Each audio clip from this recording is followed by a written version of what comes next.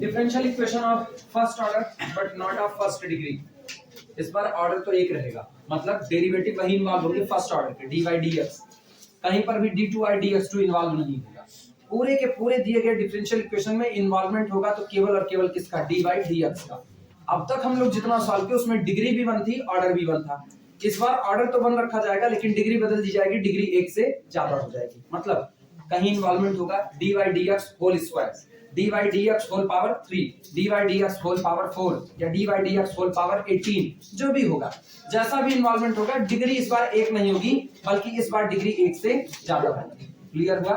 ठीक। Differential equation के बारे में जानते ही हो, कोई इक्वेशन जिसमें डेरिवेटिव इन्वॉल्व हो जाए तो आपका क्या बन जाता है, डिफरेंशियल इक्वेशन बन जाता है। बस जब उसमें फर्स्ट ऑर्डर का डेरिवेटिव इन्वॉल्व था तो फर्स्ट ऑर्डर का था, सेकंड ऑर्डर का डेरिवेटिव इन्वॉल्व होगा सेकंड ऑर्डर का बनेगा। अभी आज की तारीख में हम लोग जो पढ़ने जा रहे हैं first order but not of first degree, ये अपना सेकंड चैप्टर है। कहने को ये हम लोगों का तीसरा है। पहले में हम लोग केवल formation of differential equation intro वगैरह पढ़ रहे थे, दूसरे में फर्स्ट ऑर्डर फर्स्ट डिग्री पढ़े और जितने मेथड पढ़े। अब सुनो एक और बात बता रहे हैं ना, राज की बात है यार ना, पहला पढ़े ना फर्स्ट ऑर्डर फर्स्ट डिग्री, ये एक खुला राज है ना, इसीलिए वीडियो में ये खुला राज है। खुला है तो राज कैसा, राज है तो खुला कैसा, लेकिन फिर भी है। अब मान के चल रहा, पहला वाला जो चैप्टर पढ़े ना फर्स्ट ऑर्डर फर्स्ट डिग्री, उसका पूरा यूज इसमें होगा। भले ही अपने नाम से जाना जा रहा है first order but not of first degree. ये बताओ घर का कोई लड़का कहे हम ये काम नहीं करेंगे, वो तो तुम इसी घर के लड़के, ठीक, इस कोचिंग में जो पढ़ता है वो कहे सर पढ़ाएंगे और आज हम पढ़ेंगे नहीं, आज हम बैठ करके पिपीरी बजाएंगे, बजाओ पिपीरी, मार मार के तुमको पढ़वाएंगे। तो इसका मतलब कहीं ना कहीं अगर आप मेरी बात से सहमत नहीं हो, अगर तुम मेरी बात से सहमत नहीं हो और तुमको अपनी बातों से सहमत करवाना है तो हमको कोई ना कोई लॉजिक तो लगाना पड़ेगा ना। तो सोचो ये चैप्टर खुल रहा है किस नाम पे, first order but not of first degree, और मेरी जानकारी कितने तक है, फर्स्ट ऑर्डर फर्स्ट डिग्री तक की। तो इसका मतलब है तुम भले first order but not of first degree हो, तुमको खींच के ले वहीं जाएंगे जहां आज तक सॉल्व करते आए हैं। क्योंकि पहले चैप्टर को सॉल्व करते करते मेरे हाथ इतने खुल चुके हैं कि हम कह सकते हैं कानून के हाथ लंबे होते हैं। अभी हम लोग कह सकते हैं, तो हम लोग इसको अब उठा करके डाल देंगे पहले चैप्टर में, और हम पहले चैप्टर को सॉल्व करना जानते हैं। कुल मिलाकर के अगर आपका differential equation first order but not of first degree का है, ऑर्डर तो एक इन्वॉल्व किया लेकिन डिग्री एक से ज्यादा इन्वॉल्व किया, तो आप इसको टुकड़े में तोड़ो और टुकड़े में तोड़ने के बाद इसके टुकड़े को ले जाकर के पिछले वाले चैप्टर में डाल दो। पिछले वाले चैप्टर की सारी सॉल्विंग जानते हो ना, वहां से इसकी सॉल्विंग निकाल करके इसका सॉल्यूशन आ जाएगा। कैसे आएगा वो अब थ्योरी के साथ आएगा। इसीलिए राज की बात यह है कि आप पहले चैप्टर को भूलने का जोखिम नहीं उठा सकते, आप बिल्कुल ना उठाएं। ये बात ये याद रखना ना, जब तक पूरा डिफरेंशियल इक्वेशन चल रहा है तब तक तुमको पहला चैप्टर नहीं भूलना है, और हर आगे आने वाले चैप्टर बूस्टर डोज की तरफ से इस्तेमाल होंगे। कोरोना टाइम चल रहा है, आप बूस्टर डोज का ख्याल रखें, ठीक, वो आपको लेनी पड़ेगी। तो पिछला वाला चैप्टर आपका बूस्टर डोज है, उसको छोड़ नहीं सकते। जिनके कमजोर होंगे, सुनो, जिनके पिछले चैप्टर कमजोर होंगे वो हर हाल में पिछले चैप्टर को पढ़ बढ़ करके मजबूत करें, ठीक, अदरवाइज आपके अंदर एंटीबायोटिक नहीं बने, क्या होता है, एंटीबॉडीज नहीं बनेंगी। ठीक, चलो शुरुआत करते हैं।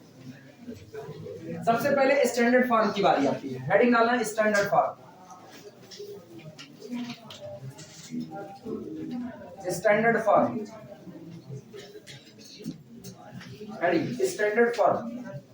बहुत ज्यादा अपने ना बहुत हाई फाई थ्योरी नहीं लिखने वाले, अपने को पता है आप कहने क्या वाले हो। आप यही कहोगे ना कि अगर आपके दिए गए डिफरेंशियल इक्वेशन में जो डेरिवेटिव इन्वॉल्व है वो फर्स्ट ऑर्डर के डेरिवेटिव हो और उनकी डिग्री एक से ज्यादा हो, तो यही differential equation first order but not of first degree में आता है। यही इतना तो बोलते हैं, हम सीधे स्टैंडर्ड फॉर्म लिखते हैं। स्टैंडर्ड फॉर्म लिखना, इसका जो स्टैंडर्ड फॉर्म होता है P0 dy dx whole to the power n plus P1 dy dx whole to the power n minus 1 plus P2 dy dx whole to the power n minus 2 plus इस तरीके से चलते हुए area 51 यही है। ये बीच रास्ते में काहे पड़ गया कमी है,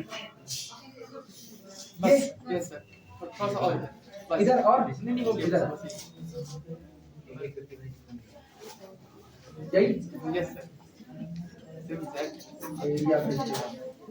अच्छा सुनो, तो इसके आगे से ना अपने गाड़ी मोड़ रहे हैं, यहाँ आ रहे हैं, इस तरह से चलते हुए plus P n minus 1 dy dx plus pn is equal to 0।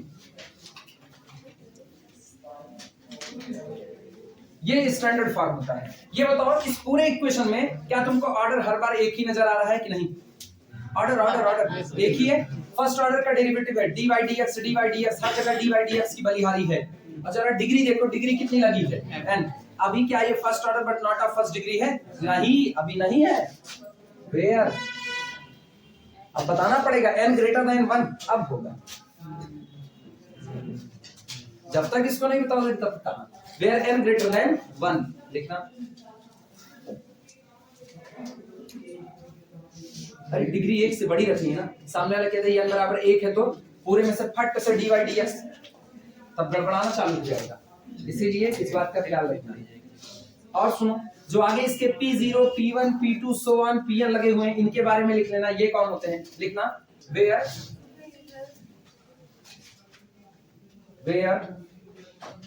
p0 p1 p2 up to so on pn, ठीक, are function of x and y, are function of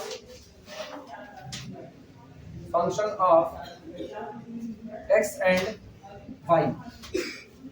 अगर आपका दिया गया डिफरेंशियल इक्वेशन इस तरह के स्टैंडर्ड फॉर्म में लिखा जा सकता है p0 dy dx whole power n plus p1 dy dx whole power n minus 1 plus p2 dy dx whole power n minus 2 so on pn minus 1 dy dx plus pn is equal to 0, जहां पर degree n greater than 1 है तो आपका differential equation first order but not of first degree के अंतर्गत आता है। और वहां p0 p1 p2 pn जो कुछ भी लिखेगा ये किसके फंक्शन है? x और y के फंक्शन है। कितनी बातें क्लियर है सबको? अच्छा, अब बार बार चूंकि काम तो हमको बहुत सारे करने हैं इस तरीके से, ढेर सारे डिफरेंशियल इक्वेशन, तो बार बार dy dx लिखना थोड़ा सा अनकंफर्टेबल होगा। तो एक विचारधारा चली, एक कन्वेंशन चला कि आप dy dx को हटा के उसकी जगह स्मॉल p रख दीजिए। तो अब की बार हम यही dy dx हटा करके इस पूरे की जगह पर कितना रख देंगे? स्मॉल p रख देंगे। लिखना ठीक। और ये हम अपने मन से नहीं रख रहे, ये कन्वेंशन है, ये विचारधारा है जो पहले से इसको सॉल्व करने के लिए चली आ रही है। ठीक, dy dx is equal to small p, ठीक, then standard form, then standard form, then standard form b, तब स्टैंडर्ड फॉर्म क्या हो जाएगा? ध्यान दो, dy dx की जगह पर कितना रखा है? Small p। बोलो ये कितना बनेगा? p0 small p to the power n plus p1 small p to the power n minus 1। जिन लोगों को ये सफिक्स में दिक्कत है ना वो लोग इधर सफिक्स सुने। p0 तो n में से कितना कम हुआ? 0, n माइनस 0। p1 तो n में से कितना कम हुआ? n minus 1। इस तरीके से प्लस p2 तो small p to the power n minus 2 up to so on चलते हुए प्लस p n माइनस 1। अब ये बताओ तो n में से कितना कम होगा? n minus 1। n से n कटा माइनस माइनस प्लस 1, यानी केवल और केवल p और प्लस p0 बराबर कितना? 0। अब स्टैंडर्ड फॉर्म ये हो गया। क्या हुआ? अरे हाँ सॉरी, pn हो गया, p0 लिखना। pn is equal to, basically अपनी किताबों में हमको ना मैक्सिमम यही स्टैंडर्ड फॉर्म देखने को मिलता है, यही। और वहां आगे लिखा गया होगा कि dy dx को आपने कितना लिया हुआ है? स्मॉल p लिया हुआ है।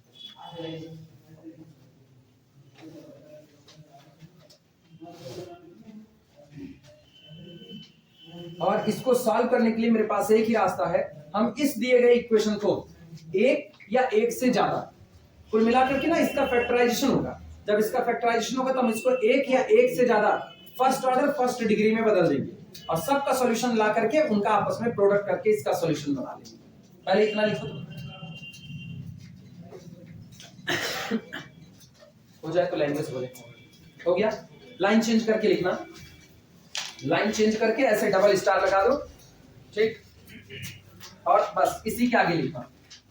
बोले लैंग्वेज सबका हो गया है, पीछे सबका हो गया इधर। लिखना इसके बाद लिखना to solve such type equation, to solve such type equation, ये याद रखना n ग्रेटर देन 1 है यहां पर ये, ठीक। To solve such type equations, to solve such type equation be reduced हम परिवर्तित कर देते हैं, इस तरह के इक्वेशन को सॉल्व करने के लिए हम इसको बदल देते हैं, रिड्यूस करते हैं। Be reduced the given equation, be reduced the given equation, इस दिए गए इक्वेशन को बदल दिया जाता है, be reduced the given equation into one or more equations, be reduced the given equation into one or more equations, be reduced the given equation into one or more equations of the first order and first degree, of the first order and first degree। ऐसे equation को solve करने के लिए मेरे पास केवल एक ही रास्ता है कि हम इस दिए गए इक्वेशन को या तो एक और या तो एक से ज्यादा ऐसे इक्वेशंस में बदल देते हैं जो किस टाइप के हैं, फर्स्ट ऑर्डर फर्स्ट डिग्री। क्योंकि मुझको पिछले चैप्टर में फर्स्ट ऑर्डर फर्स्ट डिग्री को सॉल्व करने का तरीका पता है, बदलेगा कैसे वो अभी हम बता रहे हैं, उसके लिए परेशान करना। फिर लाइन चेंज करके डबल स्टार बनाना, लाइन चेंज करके डबल स्टार बनाना। जानते हो बेसिकली इस तरह के इक्वेशन के दो तरह के सॉल्यूशन पॉसिबल होते हैं। एक सॉल्यूशन जो आप देते हो कार्टेशियन फॉर्म में, कार्टेशियन फॉर्म का जो इक्वेशन का सॉल्यूशन आएगा, जैसे हम इसको सॉल्व किए, अब ये बताओ स्मॉल p बराबर क्या है, dy dx है। स्मॉल p कौन है, d dx ऑफ y है। तो सोचो y इन्वॉल्व है x, एक डिपेंडेंट है इंडिपेंडेंट, तो इसका एक सॉल्यूशन होता है जो आपको कार्टेशियन फॉर्म में आप देते हो, x इन्वॉल्व किया है आपने, y इन्वॉल्व किया है। दूसरा इक्वेशन जो होता है ना, जिसमें आप x और y दोनों नहीं लिखते हो, बल्कि आप उसका सॉल्यूशन भी किसके फॉर्म में लिखते हो, p के फॉर्म में, यानी dy dx के फॉर्म में। यहाँ dy dx as a parameter consider किया जाता, एज अ पैरामीटर, वो हिंदी उसकी प्राचल होता है, प्राचल। जब इसको आप एज अ पैरामीटर कंसीडर करोगे तो एक आपका निकलेगा जो केवल p के लिए होता है। तो इसीलिए ना इसमें तीन बेसिक टाइप आते हैं, solvable for x, solvable for y, solvable for p। लेकिन जनरली कितने होते हैं, दो टाइप के, पहला कार्टेशियन का, दूसरा पैरामीट्रिक टर्म का। एक होता है जिसमें आप इसको p को एलिमिनेट नहीं कर पाते, बड़ा मुश्किल काम होता है p को एलिमिनेट करना, कभी कभी नहीं होता। जब p एलिमिनेट नहीं होगा ना तो हम सॉल्यूशन जो देंगे वो p के ही टर्म में दे देंगे, उसको कहते हैं सॉल्वेबल फॉर p। और एक होता है जिसमें हम इसको एलिमिनेट कर देंगे और x और y को बाकायदा लाएंगे, तो आप उसको किसमें रख चुके हो, कार्टेशियन फॉर्म में रख चुके हो। तो इसी बात को लिखना, क्या इस डबल स्टार की बात, फिर अगला डबल स्टार जो बनाना, लिखना b shall, लैंग्वेज लिखना, b shall present solutions, B shall present, B shall, B वो है WE वाला B, ठीक, B shall present solutions in the following two forms, B shall present solution, B shall present solution in the following two forms, B shall present solutions in the following two forms। पहला लिखना, पहला form, first heading डाल देना the Cartesian form, पहली heading the Cartesian form. हम इसके solution को दो स्टैंडर्ड फॉर्म में रखेंगे, पहला होता है कार्टेशियन, दूसरा होता है पैरामीट्रिक। तो पहली हेडिंग लिखना द कार्टेशियन फॉर्म, लिख पा रहे हो, नहीं तो हम लिखें, लिख ले रहे, ठीक है। द कार्टेशियन फॉर्म के आगे डैश करके लिखना, it will consist of, it will consist of, it will consist of, it will consist of small x comma small y and constant c। it will, अभी अभी याद आ रहा है इनको, it will consist of small x comma small y and constant c। जो आपका Cartesian form में solution, ये बताओ जो जनरल सॉल्यूशन आप देते हो, अभी तक जितना जनरल सॉल्यूशन दिया फर्स्ट टाइप वाले में यही तो दे रहे थे। जनरल सॉल्यूशन में x शामिल था, x कौन है, इंडिपेंडेंट वेरिएबल, y कौन है, डिपेंडेंट वेरिएबल, और एक तो कांस्टेंट c शामिल था, आर्बिट्री कांस्टेंट। तो ये आपका जनरल सॉल्यूशन होता है जो कि कार्टेशियन फॉर्म में होता है। कभी कभी आप जनरल सॉल्यूशन को कार्टेशियन फॉर्म तक नहीं पहुंचा पाते, जब नहीं पहुंचा पाओगे ना तो आप इसके फॉर्म में दोगे, किसके, p के फॉर्म में, और p कौन है, dy dx है। तो जब इसके फॉर्म में देंगे तो वही इसका पैरामीट्रिक फॉर्म हो जाएगा। क्लियर है। सेकंड टाइप लिखना, हेडिंग डालो, second the parametric form, heading है द पैरामीट्रिक फॉर्म। डालो हेडिंग, बैठ के सोच रहे हो, टिकटॉक रील सोच रहे हो क्या, the parametric form dash.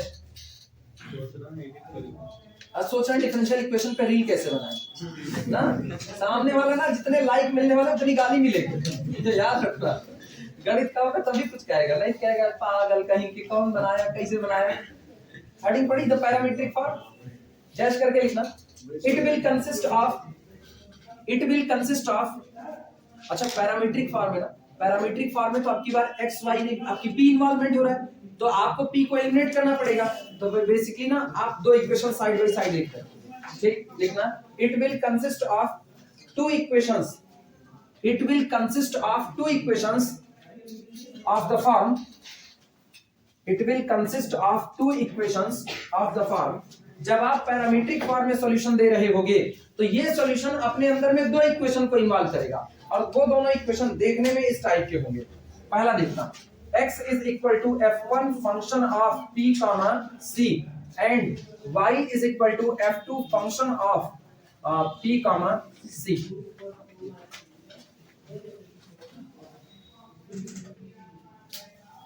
It will consist of two equations of the form x is equal to f1 bracket के अंदर में p comma c and y is equal to f2 p comma c। इसका मतलब क्या हुआ, जो आपका पहला फंक्शन x बराबर जो आपको मिलेगा ना, x बराबर वो फंक्शन होगा dy dx और कांस्टेंट c का।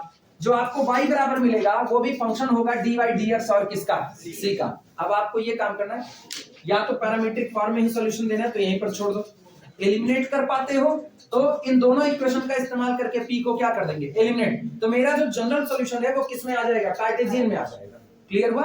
लेकिन हर बार आप एलिमिनेट कर पाओ ये बात पॉसिबल नहीं होती है, तो आप यही लिख करके आप केवल ये लिखोगे these two equations give the general solution, कि जब जब आप इन दोनों इक्वेशंस को देखोगे तो आपको किसकी याद आएगी, जनरल सॉल्यूशन की। ये दोनों मिल करके जनरल सॉल्यूशन दे देंगे।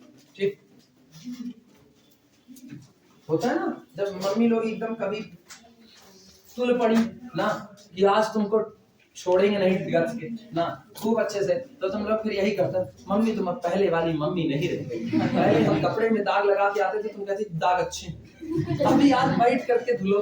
तो सोचो आज मम्मी ना पैरामीटर में बदल चुकी हैं, और उस पैरामीटर में बदली हैं जिसको आप रिमूव नहीं कर सकते हो, दाग अच्छे है वाला पैरामीटर में।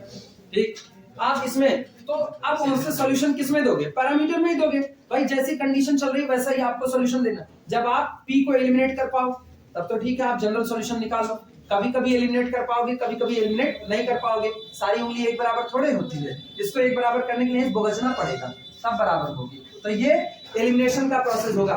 जब तक एलिमिनेशन नहीं हो सकता है तब तक आप ऐसे ही छोड़ दो और लिख दो these two equations together give the general solution। ये दोनों इक्वेशन जब जब साथ साथ आएंगे तो मुझको क्या देंगे, जनरल सॉल्यूशन देंगे। क्लियर हुई बातें?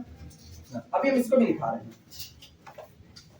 ये दोनों ऐसे लिखे हुए ना, ऐसे लिखना these two equations together, these two equations।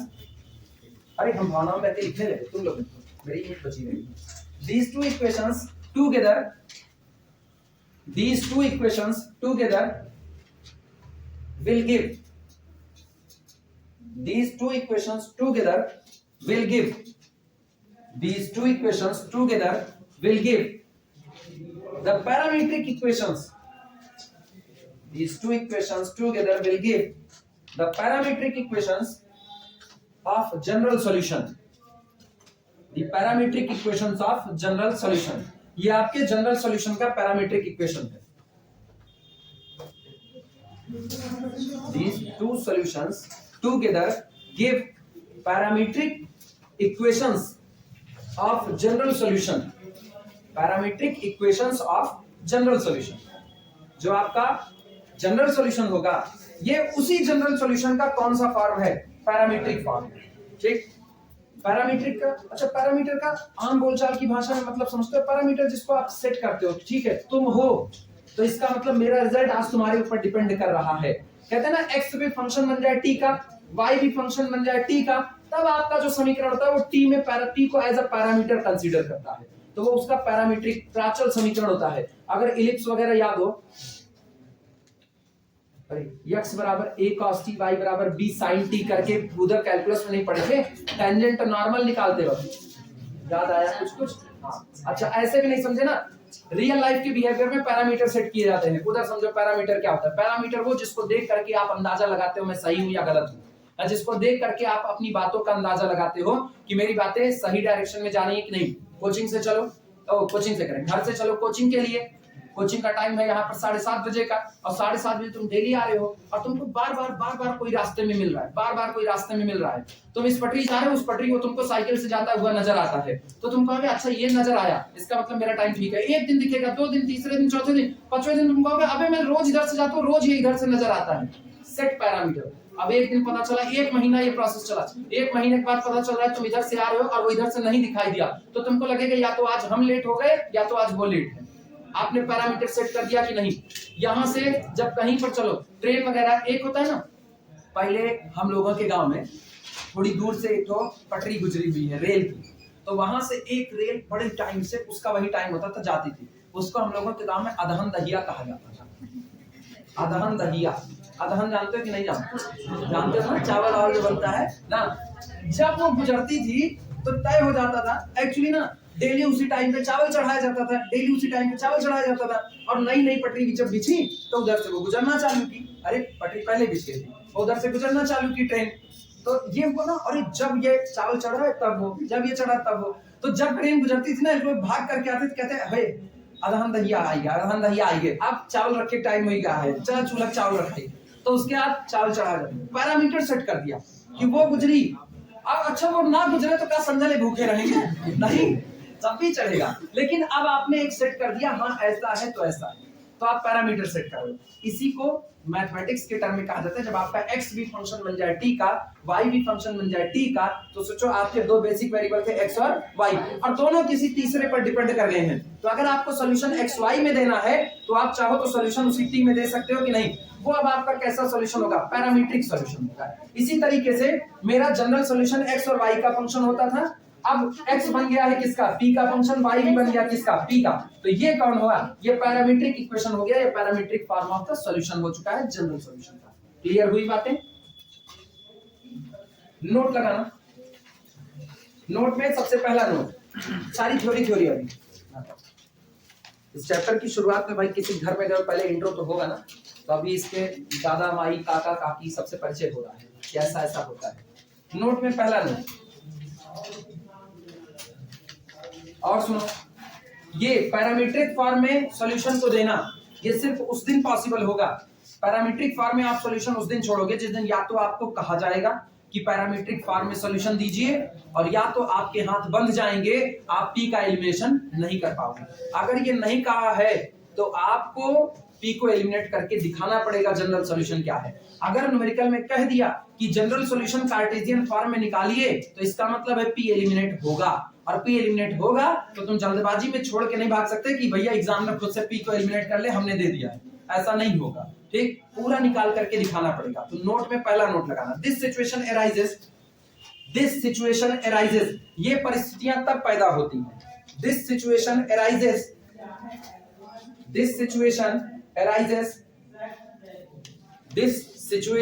Arises only when,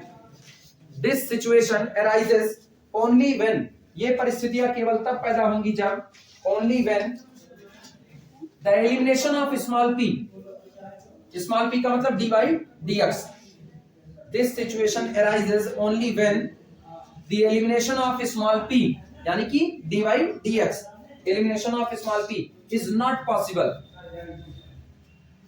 this situation arises only when the elimination of small p is not possible. ऐसी परिस्थितियां, यानी पैरामीटर में सॉल्यूशन को देने की परिस्थितियां केवल तब पैदा होंगी जब p का एलिमिनेशन यानी d by dx का एलिमिनेशन पॉसिबल नहीं हो सकता है। नोट नंबर 2 लगाना, note number 2, p is equal to d by dx, p is equal to d by dx, p is equal to d by dx treated as parameter, p is equal to d by dx treated as parameter. यहां पर हम जो first order का derivative है dy dx, उसको ऐसा treat कर रहे हैं जैसे कि वो कौन हो? एक पैरामीटर हो, एक प्राचल हो, ठीक। p is equal to dy dx treated as parameter हुआ। नोट नंबर 3 लगाना,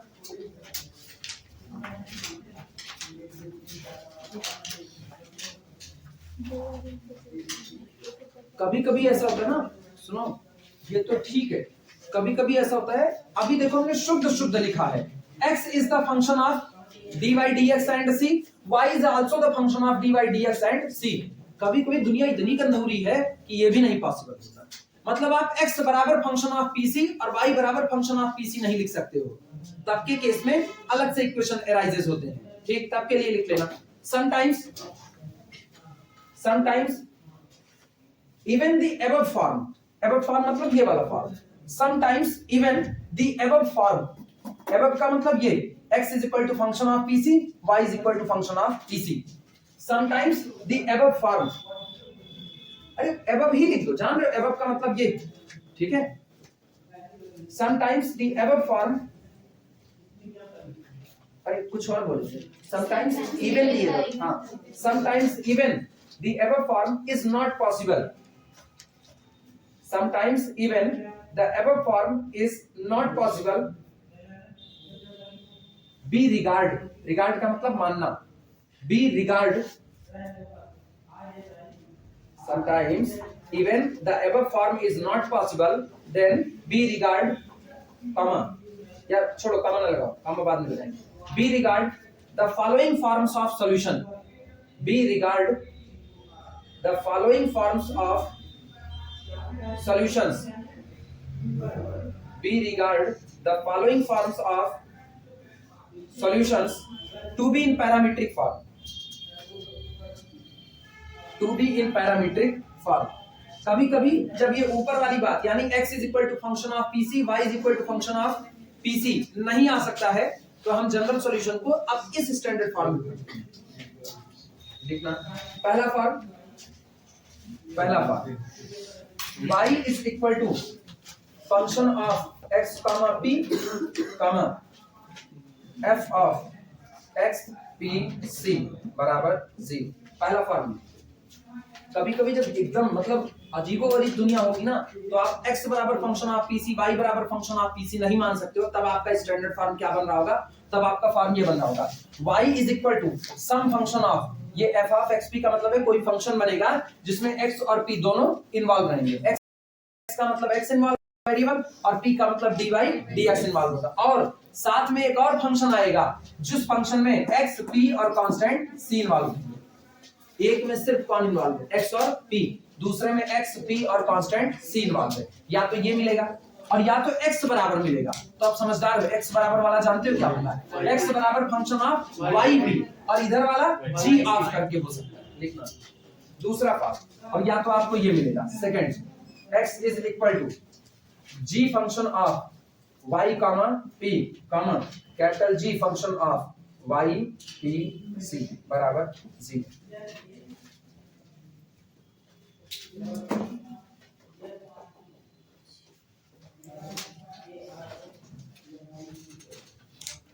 बस इतनी ही इसकी थ्योरी है। अब हम पहले टाइप की शुरुआत करें, पहला मेथड इनको सॉल्व करने का। ये पता चल गया ना, सॉल्यूशन बेसिकली दो टाइप में आएंगे, पहला टाइप कार्टेशियन का जो अपना शुद्ध जनरल सॉल्यूशन था जिसको हम जानते हैं, और दूसरा क्या होता है जिसको हम छन्नी वन्नी लगा करके छान करके शुद्ध करने की कोशिश करेंगे, जिसमें पैरामीटर के फॉर्म में दिया जाएगा। तो पैरामीटर के फॉर्म में अगर एलिमिनेशन पॉसिबल है तो अपने लोग एलिमिनेट करेंगे और आंसर जनरल सॉल्यूशन का x और y में ही निकालेंगे कार्टेशियन में। लेकिन अगर नहीं पॉसिबल होगा तो दादा ये नहीं कहिए सर से ये ला देना, अपने लोग इत्मीनान से जहां है वहीं उसको छोड़ करके हट जाएंगे। क्लियर है बातें? हटाया जाए इसको।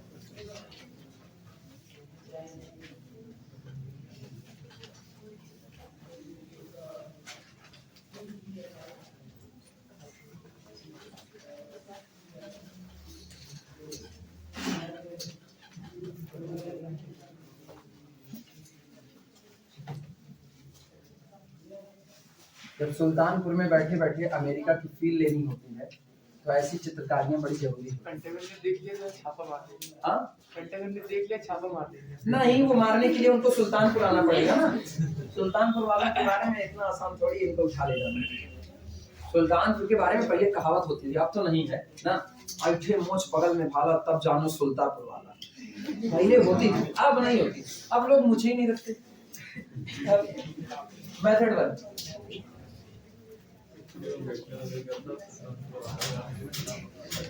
मेथड, ठीक, इक्वेशन सुनो, पहला मेथड है equation solvable for p, p का मतलब dy dx, हेडिंग डाल देना इक्वेशंस इक्वेशंस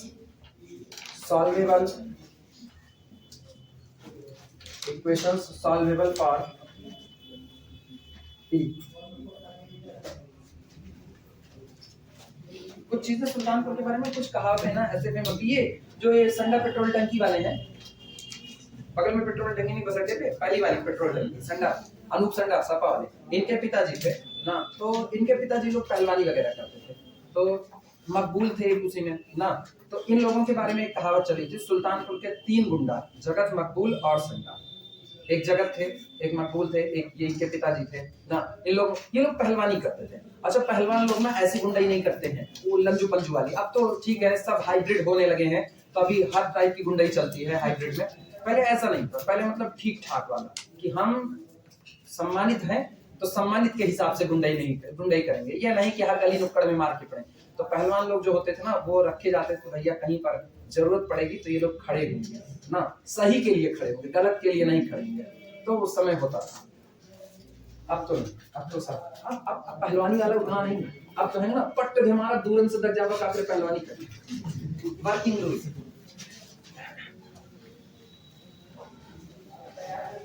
वर्किंग रूल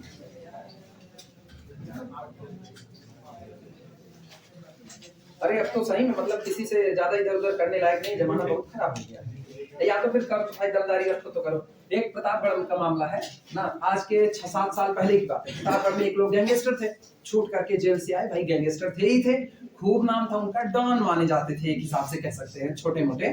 तो आए चाय की दुकान पे एक तो झिरमिट जैसा लड़का बैठा था। झिरमिट जैसा मतलब एक बार लगे ना उसको हवा चल जाए ढंग से 35 किलोमीटर की स्पीड में तो उड़ जाएगा, झिरमिट जैसा। उसको कहे हट चाय की दुकान पे। अच्छा चाय की दुकान पे ये भी तो ना भैया आए, भैया कुर्सी चाहिए, भैया एक कुर्सी अपने चिपका ले फेविकोल से, ले जहाँ चाहे वहां बैठ जाए, लेकिन नहीं भैया कुर्सी चाहिए। आए उसको लोग हटवा दिए, वो पहले कहा था हम बैठा रहे, तो भैया उसको एक थप्पड़ मार दिए, भैया तो डॉन है।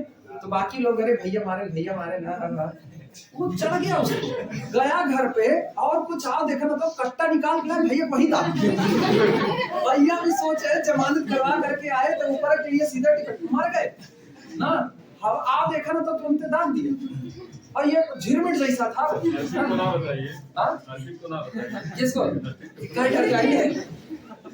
नहीं बता रहे हैं, किसी से लड़ने से पहले ना सोचा जाता है भैया, ये नहीं अपना 4 हाथी जैसी शरीर है तो उसके बाद जाओ भिड़ जाओ। आजकल 4 हाथी जैसी शरीर और नहीं चल रही है। बताने के हिसाब से आपकी वही लड़का है कौन सा ना, ये देख ले कहाँ है छोटा राजन।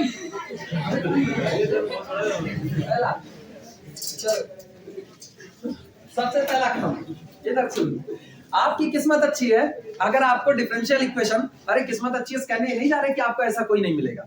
आपकी किस्मत अच्छी है कि आपको दिया गया डिफरेंशियल इक्वेशन dy dx में ना लिखा जा करके बल्कि किसमें लिखा गया हो, p में। अगर वो p में नहीं लिखा गया, आपको दिया गया डिफरेंशियल इक्वेशन अपने अंदर में dy dx को इन्वॉल्व करता है, तो सबसे पहला काम करो इसका मेकओवर करने का, dy dx को हटा करके इसकी जगह पर कितना रख दो, स्मॉल। सबसे पहला काम यही करना होगा कि आपके पूरे के पूरे डिफरेंशियल इक्वेशन में जहां जहां आपको dy dx नजर आ रहा है उसको रिप्लेस कर दो किससे, स्मॉल p से। वर्किंग रूल में सबसे पहली बात लिखना,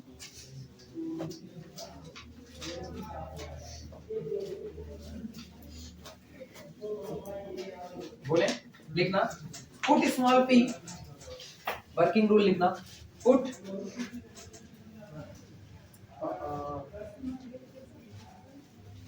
small p for dy dx। दिए गए डिफरेंशियल इक्वेशन में dy dx की जगह पर स्मॉल p रखिए। दूसरी बात, जब आपने हर जगह पर स्मॉल p रख दिया तो आप एक काम कीजिए, आप अपने दिए गए डिफरेंशियल इक्वेशन को आप फैक्टराइज्ड कर दीजिए, क्योंकि अब तो p to the power n में आ चुका है ना। तो अगर कोई भी चीज p to the power n में आ गई, गौर करना एक एग्जांपल के तौर पर, इधर आओ मेरे साथ। मान लो डिफरेंशियल इक्वेशन दिया जाता है 2 dy dx का whole square minus 3 dy dx plus 4 is equal to, मान लो ये डिफरेंशियल इक्वेशन है, तो मेरा काम है dy dx को हटा के इसकी जगह क्या रख देना, p रख देना। तो सोचो ये क्या बना, this implies that 2p square minus 3p plus 4 is equal to 0। और क्या ये फैक्टराइज्ड नहीं हो सकता, ये ax square plus bx plus c बराबर 0 का फॉर्म है कि नहीं, इसको फैक्टराइज्ड कर दो। अगला काम ये होगा, ठीक।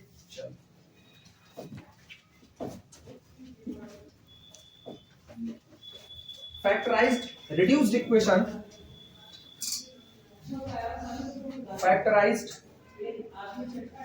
Reduced equation, reduced equation, reduced equation का मतलब बदला हुआ समीकरण। पहले ये समीकरण अपने अंदर में डी बाई डी एक्स को जगह दे रहा था, आपने डी बाई डी एक्स को बदल दिया किसमें, स्मॉल पी में, तो आपका समीकरण भी तो बदला। तो अब इस बदले हुए समीकरण को क्या कर दीजिए, फैक्टराइज कर दीजिए। ठीक, कैसे फैक्टराइज करेंगे, ऐसा फैक्टराइजेशन करेंगे जैसे लगे दिखने में p minus f1 p minus f2 up to so on, इस तरीके से चलते हुए सो ऑन। ठीक, और p माइनस fn लास्ट में इनटू p माइनस fn बराबर कितना, 0। फैक्टराइज करके इस हिस्से में तैयार करो। अच्छा ये बताओ, ये पूरा हिस्सा बराबर कितना कर दिए, 0 के। अब हर एक फैक्टर को बारी बारी बराबर कर दो किसके, 0 के। ठीक, तीसरी बात, थर्ड बात, equate each term to 0, equate each term to 0, हर एक टर्म को इक्वेट करा दीजिए किसके, 0 के। दैट इज अर्थात p माइनस f1 बराबर कितना कर दो, 0। f1 कोई फंक्शन x y का कांस्टेंट भी हो सकता है, कोई रोक टोक नहीं है, कॉमा p माइनस f2 बराबर 0। इस तरीके से चलते हुए p माइनस fn बराबर कितना, 0, इक्वेट करा। अच्छा समझदार लोग, मतलब सारे लोग समझदार हो, इधर देखना, क्या ये dy dx is equal to f1 लिखा है कि नहीं, ये अब तुमको नजर आना चाहिए। dy dx is equal to कितना, f1, और वो क्या है, dy dx is equal to f2। In general last वाले को कहें तो dy dx is equal to fn, है कि नहीं। शुरू कहां से किए थे, first order but not of first degree, अब आके गिरे कहां पर, फर्स्ट ऑर्डर फर्स्ट डिग्री। और इसको सॉल्व करना जानते हो कि नहीं जानते हो, तो अब इसका मतलब हर फैक्टर बारी बारी सॉल्व किया जाएगा। कैसे, पुराने वाले चैप्टर का इस्तेमाल करते हुए। क्लियर हुआ, इसीलिए हम पहले दिन से चिल्ला रहे हैं कि डिफरेंशियल इक्वेशन में आप जैसे जैसे आगे बढ़ोगे, पिछला वाला चैप्टर अपनी महत्ता को और बढ़ाता जाएगा, खत्म नहीं करेगा। आपको हर बार उसी पीछे की तरफ देखना है। मतलब तुम्हारी कंडीशन ये है ना कि खड़े हो सेकंड चैप्टर थर्ड में और घूम के उसकी तरफ करो, तू ही घर द्वार तू ही चुलिया ने बात, वो हर बार अपने आप को कहेगा बिना मेरे काम नहीं चलेगा। अभी जब तीसरे में जाओगे ना, पहले दूसरे दोनों का इस्तेमाल कर देगा, ये भी है ना। और सेम यही कंडीशन जो आज ऑर्डिनरी में पढ़ रहे हो ना, यही कंडीशन पैदा होगी उसमें पार्शियल वाले में, जब उसको शुरुआत करेंगे। Equate each factor to 0, that is p minus f1 बराबर 0, so on p minus fn बराबर 0। Now solve as previous. As previous का मतलब जान रहे हो ना, एज प्रीवियस पहले वाला पहला चैप्टर। ठीक, now solve as previous, now solve as previous, पहले की तरीके से अब इनको सॉल्व कीजिए। अच्छा जब सॉल्व किए तो सोचो, ये बताओ पहला टुकड़ा आपको 1 देगा, दूसरा टुकड़ा भी एक सॉल्यूशन देगा, लास्ट वाला भी 1 देगा, कितने मिले, इन सबको प्रोडक्ट कर दो और प्रोडक्ट के फॉर्म में लिख दो। एक काम याद रखना, किस ऑर्डर का है, फर्स्ट ऑर्डर का। जब इसको सॉल्व करोगे तो पहला आर्बिट्री कांस्टेंट C1 इन्वॉल्व होगा, जब इसको सॉल्व करोगे तो फिर एक आर्बिट्री कांस्टेंट C2 इन्वॉल्व होगा, इसको सॉल्व करोगे फिर एक आर्बिट्री कांस्टेंट Cn। लेकिन मुझको पता है फर्स्ट ऑर्डर का डिफरेंशियल इक्वेशन है तो कुल कितने आर्बिट्री कांस्टेंट रखेगा, 1। तो लास्ट में हम लोग C1 C2 C3 Cn सबको हटा करके उसकी जगह केवल एक कांस्टेंट क्या लगा देंगे, C। चाहे ये करो और चाहे शुरू से हर जगह पर केवल क्या ऐड करो,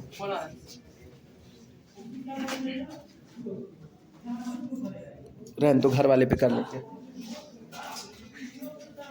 चाहे तो हर बार C1 C2 C3 Cn add करते जाओ और लास्ट में ये बता दो कि चूंकि आर्बिट्री कांस्टेंट केवल और केवल एक होना चाहिए क्योंकि आप फर्स्ट ऑर्डर का पढ़ रहे हो, इसलिए C1 C2 so on Cn replaced by only one constant C।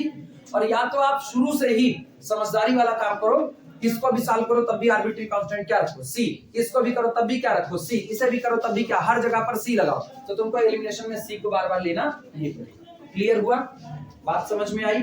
ठीक, कहां तक लिखो, थर्ड तक। चौथा लिखना, चौथा write down these solutions.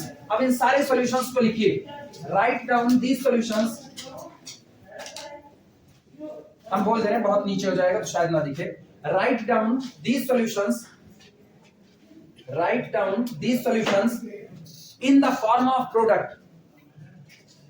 Write down these solutions in the form of product. Write down these solutions in the form of product. अच्छा product में लिखे ना एंड इक्वेट 0 और बराबर कर दो 0. Write down this solution in the form of product, मतलब इससे जो सॉल्यूशन मिला मल्टीप्लाइड बाय इससे जो सॉल्यूशन मिला मल्टीप्लाइड बाय इससे जो सॉल्यूशन मिला सबको प्रोडक्ट में रखो और बराबर रख दो किसके 0 एंड इक्वेट टू 0. ठीक, रिमार्क लगा, रिमार्क.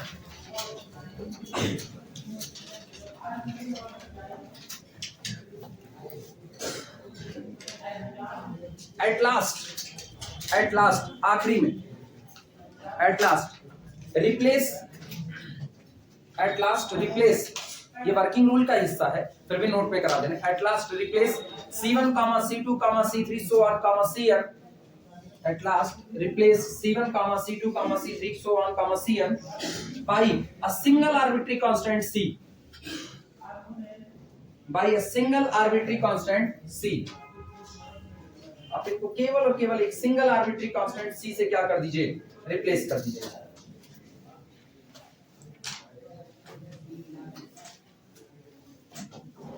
क्लियर हुआ?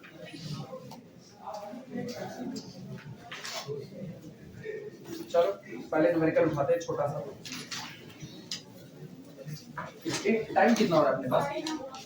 अपने लोग कितने तक थे? बस 9:30 तक थे.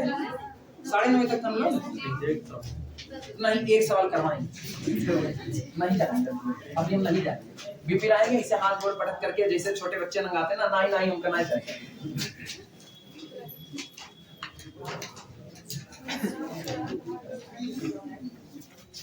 छोटे बच्चों के लिए दुकान का सामान खरीदने जाओ तब पता चलता है ना अगर उनको कुछ लेना है ना ये कसम खा लेंगे लेना है तो लेना है और तब ना बड़ी खतरनाक मम्मी की जरूरत पड़ती है.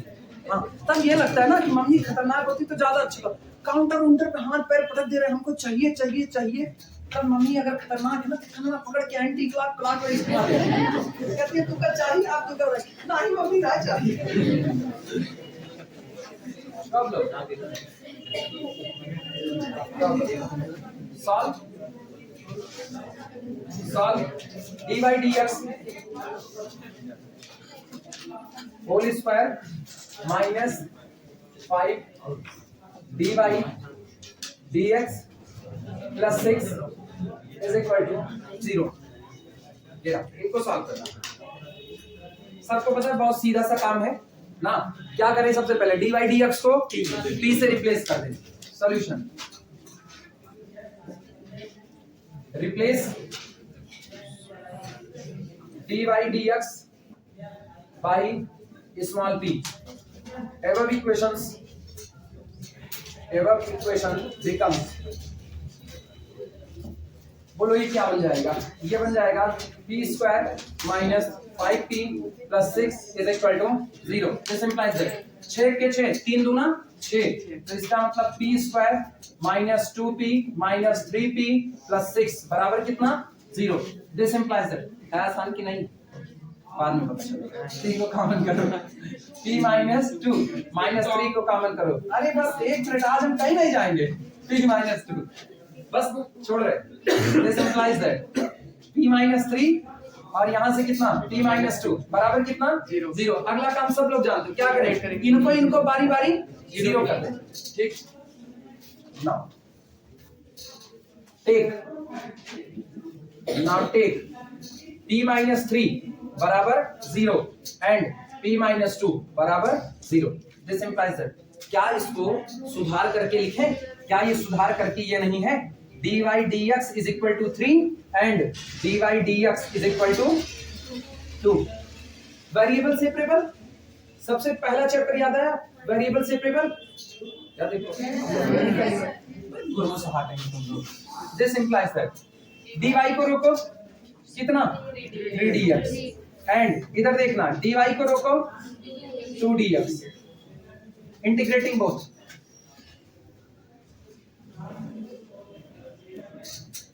इंटीग्रेटिंग इट पहले से बोलो y बराबर 3x प्लस c. अपने ना c1 c2 नहीं कर रहे बड़े समझदार हैं ठीक। एंड इधर वाले से y is equal to 2x plus c, यानी दिस इंप्लाइज दैट, इससे बोलना इससे y minus 3x minus c and y minus 2x minus c बराबर 0। नोट कर। अगला काम जानते हो क्या करना है, दोनों सॉल्यूशन को प्रोडक्ट के रूप में लिख देना है। therefore solutions of given equation is ये y minus 3x minus c into y minus 2x minus c बराबर 0। अब इधर कांस्टेंट ना लगाना, कांस्टेंट ऑलरेडी इन्वॉल्व है, एक ही कांस्टेंट रहेगा क्योंकि ये फर्स्ट ऑर्डर का है ठीक। इसी पर सभा को समाप्त करते हुए अपनी वाणी को विराम देते हैं, फिर कल मुलाकात होगी लीनियर अलजेब्रा के साथ।